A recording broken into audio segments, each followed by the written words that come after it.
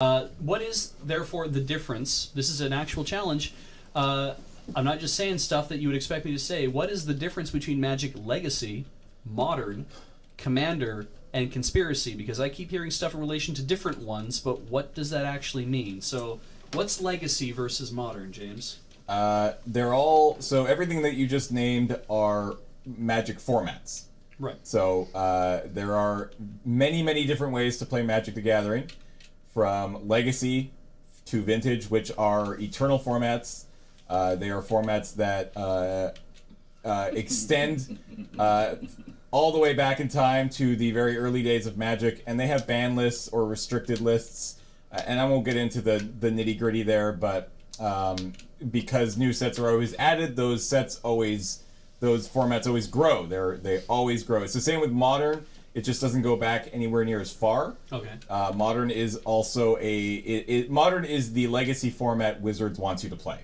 It is the format that I think is actually... It could possibly be the most popular format next to Standard. But it's a really cool format. And then you've got stuff like Commander, which is a multiplayer format.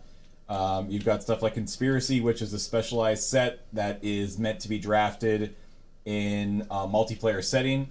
So with like Conspiracy, you draft with like 8 people, and then you split into 2 teams of 4, and that's how you play the game. It's a 1v1v1v1 kind of situation. So it's just very different ways of playing Magic is basically the easy way of saying it. And so something like Commander is what they call a singleton format? Yes. Where there's only one of any type of card is in that deck. Except for basic lands and any card that state that you are allowed to have more than one copy. Okay.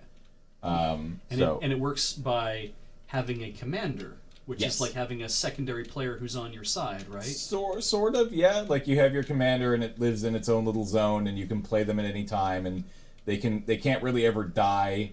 They can be exiled, but wait, what happens when you exile? It goes to the command zone now. It goes, yeah. It's pretty much impossible to get rid of the commander without like shuffling into the library. Nope, that also sends it to command Does zone. it? Yeah. So it just always goes back to the command zone. I haven't played Commander for a while. So yeah. Retired champion. Hmm? You retired champion. Yeah, many years ago. Yes.